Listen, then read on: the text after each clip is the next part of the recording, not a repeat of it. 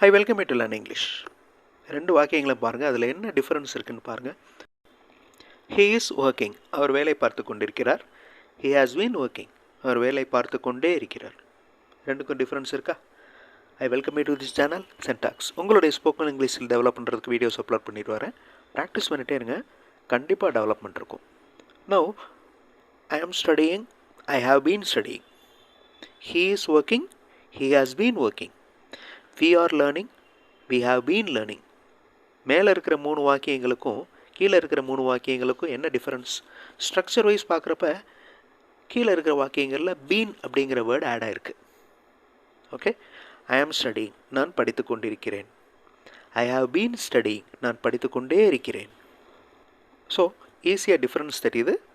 Second சென்டென்ஸில் been அப்படின்ட்டுருக்கு. Tense என்ன? அதாவது இந்த வாக்கியங்கள் எந்த டென்ஸில் இருக்குது? ஐ ஆம் ஸ்டடிங், நான் படித்து கொண்டிருக்கிறேன்.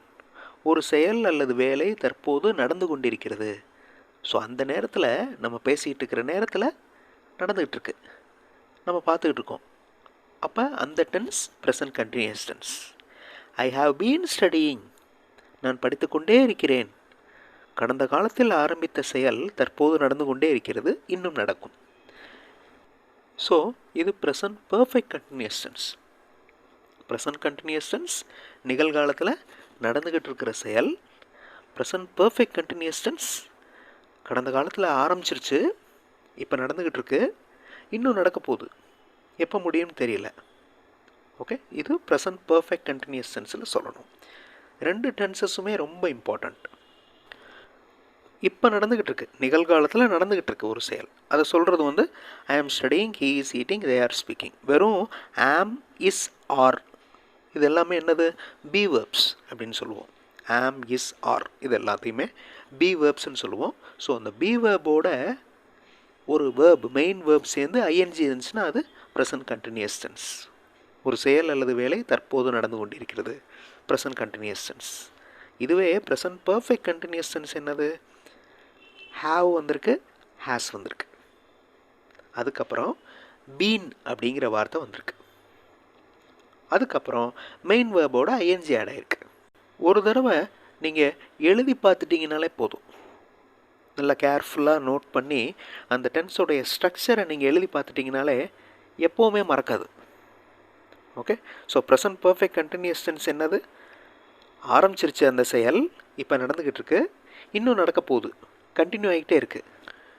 இந்த மாதிரி வேலைகள், இந்த மாதிரி நிகழ்வுகளை ப்ரெசன்ட் பர்ஃபெக்ட் கண்டினியூஸ் டென்ஸில் சொல்கிறோம். ஃபார் எக்ஸாம்பிள், இப்போ நான் காலேஜில் லெக்சரராக இருக்கேன், டீச் பண்ணிகிட்ருக்கிறேன், பசங்களுக்கு டீச் பண்ணிகிட்ருக்கிறேன்.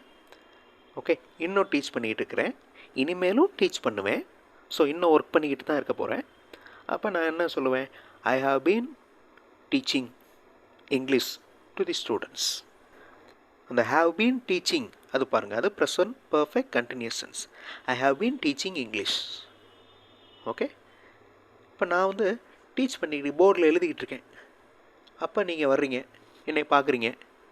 அப்போ நான் என்ன சொல்லுவேன்? ஐ ஆம் ரைட்டிங். ஐ ஆம் ரைட்டிங். இது present continuous tense.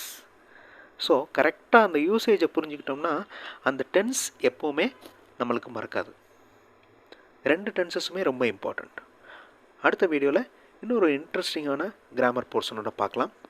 Thanks for வாட்சிங் and thanks for your valuable comments.